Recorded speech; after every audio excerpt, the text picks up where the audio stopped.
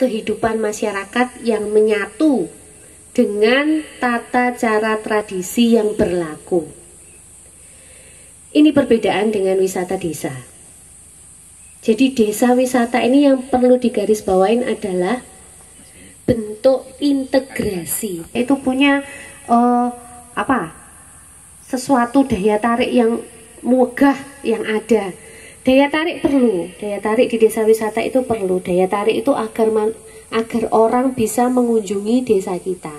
Nah, karena di sini atraksi ini apa? Atraksi di desa wisata itu adalah kehidupan sehari-hari warganya.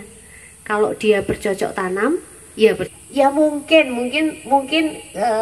kemungkinannya 1 sampai 10 itu cuman kecil gitu ya. Jadi ya apa yang kita nikmatin, apa yang kita lakukan sehari-hari, kemudian dibalut dengan dikasih bumbu sedikit untuk kemudian disajikan kepada para wisatawan.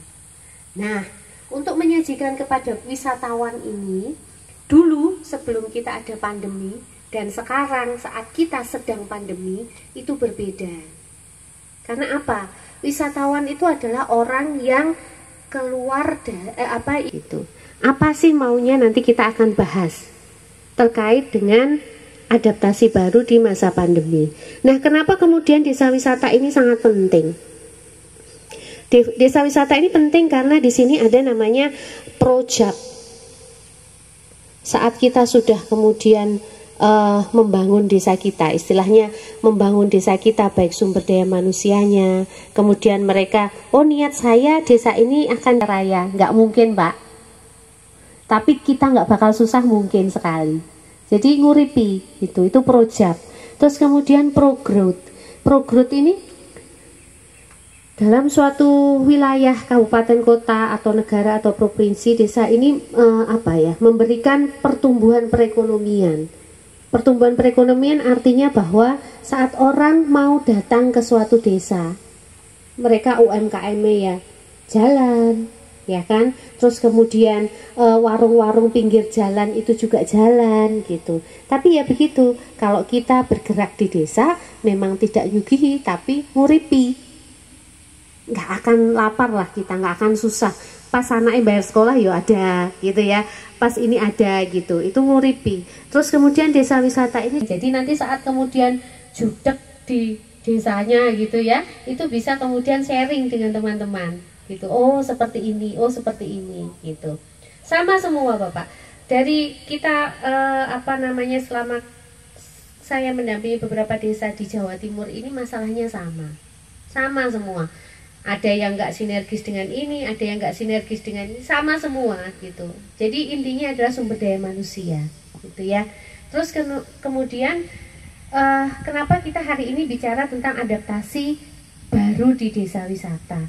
Karena kalau kita bicara tentang pariwisata saat ini, trennya sudah berubah Bapak. Dengan adanya pandemi, yang saat ini kita masih pandemi, itu tren masyarakat untuk berwisata itu berubah. Macam gitu ya. Nah, sekarang trennya berubah selama masa pandemi ini. Dan diprediksi pandemi ini belum bisa berakhir dalam 2-3 tahun ke depan. Tetapi manusia basicnya adalah ingin bersenang-senang gitu ya. Karena pariwisata ini sudah menjadi kebutuhan primer saat ini, bukan lagi sekunder. Orang ingin bahagia, orang sekedar ingin duduk menikmati suasana alam seperti ini sudah kebutuhan utama. Nah, tren ini kemudian berubah selama masa pandemi dan 2-3 tahun ke depan.